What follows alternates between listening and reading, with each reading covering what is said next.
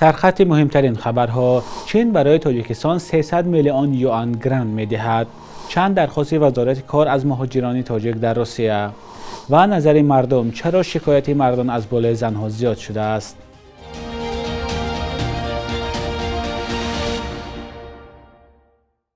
درود بینندگان عزیز، با تازه ترین خبرهای تاجیکستان و جهان در خدمت شما هستیم.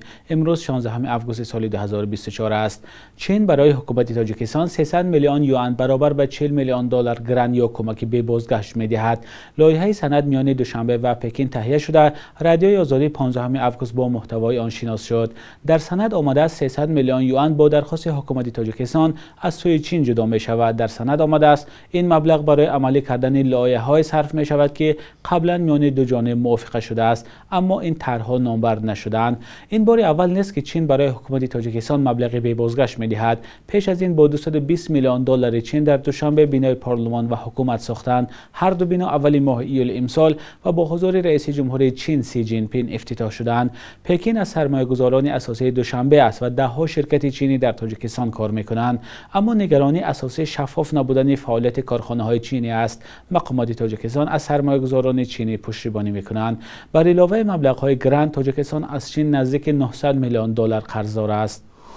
وزارت کار و مهاجرت تاجیکستان خبر داد که چند تغییرات نو در قانون‌های روسیه به اجرا درآمده است و از مهاجران خواست آنها را رعایت کنند. تغییرات نو به قانونگذاری روسیه که شرایط بود و باش مهاجران را در این کشور مشکل می‌گرداند، روز 8 آگوست از طرف پرزیدنت آن کشور ولادیمیر پوتین امضا شد.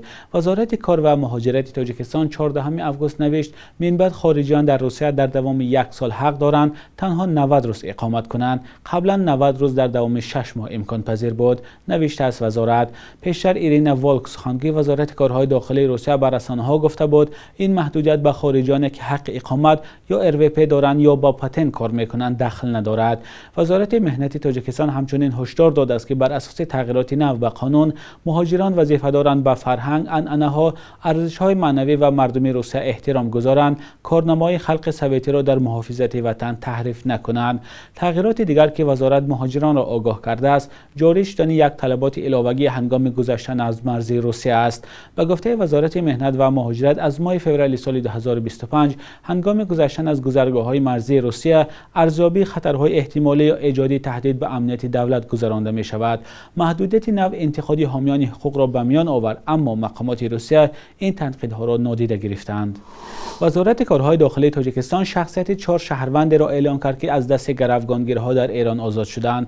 وزارت روز 15 آگوست از آنها عبدالرحمانوف، بازاروف، نظرов و غیرتزاده نام برد. به اطلاع منبع، گروه‌های متشکل جنایی این افراد را با بهانه گرفتن روابط آمریکا با راه‌های قلاب اینترنتی به جمهوری اسلامی برده در تهران با هدف به دست آوردن پل کلان به گرو گرفته بودند.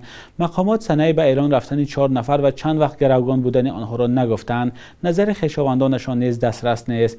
علی ولیپور گودرزی، رئیس شعبه تفتیشاتی پلیس تهران، 15 آگوست بر خبرگزاری رسمی ایرنا گفت شهروندان تاجیکستان خواستند از کمک قاچاقچیان انسان در ایران استفاده کنند.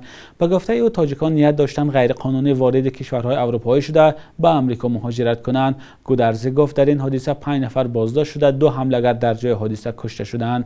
وزارت کارهای داخلی تاجیکستان با توجه به این حادثه از شهروندان خواسته است به هر گونه اعلان و پیشنهادها درباره گرفتن ویزا و سفر به خارج باور نکنند. در نیمه اول سال روان 278 مرد از خشونت عائلوی و آزار و اذیت زنان به کمیته کار با زنان و عائله مراجعت کردند. شماره مردانی که از آزار همسرانشان شکایت کردند نظر به همین دوره سال گذشته 61 مورد بیشتر بوده است. البته مقامات میگویند در جامعه تاجیکستان اکثرا زنها با زورآوری و آزار و اذیت در عائله روبرو میشوند و بعضا برای حفظ عائله خاموش میایستند. و اما چرا مراجعت مردان از مناسبت بد همسرانشان زیاد شده است؟ ما نظر ساکنان را در دوشنبه در همین موضوع پرسیدیم. زمانه دیگه شدیست است. ترقیات بسیار طلبات بسیار طلب میکنم، همون طلب که کرد مرده گذار میکشه یا رسیه میره یا که خونش نمیمونه. مثلا همین کار میبیاید و کاناداگر پول نیست، این نیست، خوراک نیست، این خیلی آخر هم اول هم پیش از هم مردک شرایطش به نگاه کردن که و اشکامش سیر کردن که فهمیدن در کار بعد اوستش که ابیسنیت کردن در کار که چیه حتی که می عدر در اون رنگ هم سگ بله حاول کنه که لبوی مردک میگریزه داخل گپ توغریش هم پیش از هم ما هم خیلی تربیت دادگی بیبی هم و مادرامو که پیش از همه اومدن اول رنگ نمودی مرده به نگاه کردن در کار بیشترش уже میدارد که уже نستنیش و ایران вообще уже میگه که به همین اشکمش سیر کنم 3 کیلومتر دورتر استم که جنجال کارو به سری من نبیارد. اون همین تعلیمی که بیبی های شما به شما دادن در جامعه هست یا که تغییر یافته گرد؟ 80% نیسته. چی چیزش نیست کمش؟ خیلی بیبی های ما پیش میگفتن که دخترم حق است راست دخترم حرکت کن که زندگی پیش بره از قفای چیز نده از قفای لباس نده از روی دخترای ما چی؟ ای وای موده نو برومده است وای فلان سومده وای چینون سومده کنیش نه جانجا میشه خرشه میشه خیلی با زنکای بیچاره چیکار کنم خر وری میکشن میبیارن چی نمیفوره با مردکوره چی میخوان مردکو؟ مردکا شکایت کردن که ما رو عذاب میتن و خشونت میبینیم.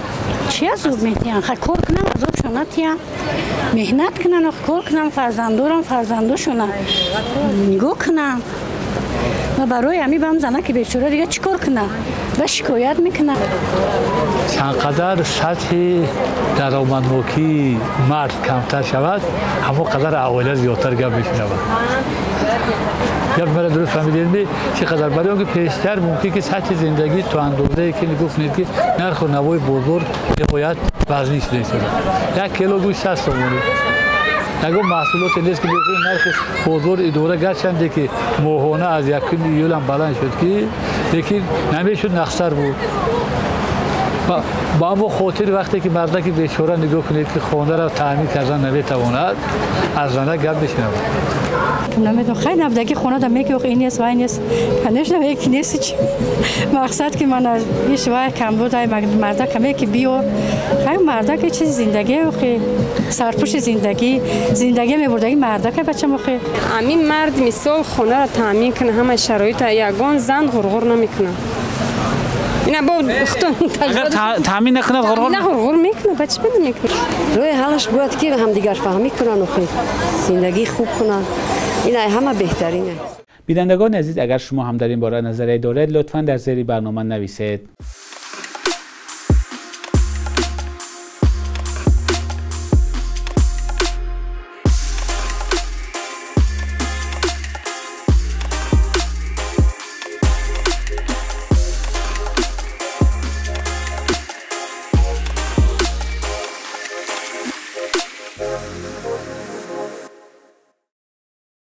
سازمان جهانی تندرستی از پهنشوی بیماری آبیله میمون نگرانی کرده و وضعیت فوق‌العاده بین‌المللی اعلان کرد. اولین حالت مبتلا به این بیماری بیرون از قطعه افریقا در سوئیسرا ثبت شد. وزارت تندرستی این کشور خبر داده است که شخص بیمار در وقت سفر به افریقا گرفتار بیماری آبیله میمون شده است. سازمان جهانی تندرستی هشدار داده است که به احتمال زیاد روزهای نزدیک حالت‌های نوی گرفتاری به آبیله میمون در اروپا ثبت شود. متخصصان سازمان جهانی تندرستی از آن نگرانی دارند که نمود نوی آبیله میمون از نوع‌های قبلی این بیماری خطرناکتر است. از آغاز امسال در جمهوری آفریقای جنوبی بیش از 14,000 مورد گرفتاری به بیماری آبیله میمون ثبت شده است که 524 نفرشون از این بیماری فوت دیدند. به غیر از کانگو این بیماری در آفریقای جنوبی، کنیا و رواندا و چند کشور دیگر آفریقایی ثبت شده است. بیماری سرخکان میمون ده‌ها سال باز در آفریقا وجود دارد، اما سازمان جهانی تندرستی میگوید این بیماری به اکنون بیرون از این قطعه پهن می شود. نشانه‌های سرخکان میمون تب بلند و دردسر، لرزه و آبیله‌های روی پوست بدن و داخل دهان بوده است. مسئولین وزارت تندرستی تاجیکستان بارها گفتند در کشور تاکنون شخصان مبتلا به این بیماری ثبت نشدند. بخش یک روز تاریخ است که مهمترین تحولات تاریخی در روز 16 آگوست را فرا می‌گیرد.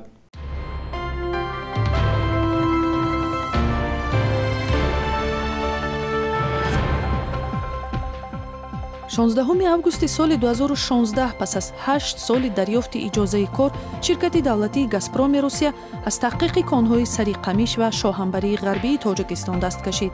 Ин дар ҳоле ки захираҳои Сариқамиш ҳудуди 18 миллиард метри мукааб газ ва 17 миллион тонна нафт гуфта мешуд.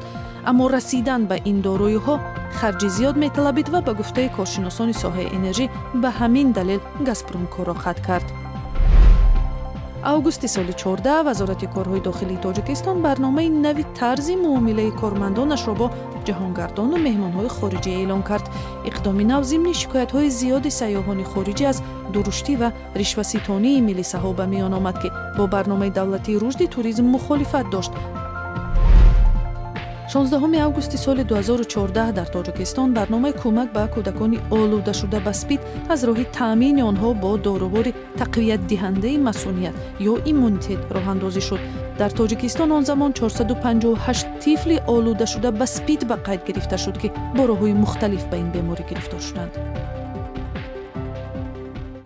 صبح امروز در بانک تجارتی تاجیکستان 1000 روبل روسیه به 119 سومانی برابر از 100 دلار آمریکایی باشد تا 1062 سومانی ارزش دارد. قربی رسمی بانک ملی تاجیکستان برای امروز چنین تعیین شده است.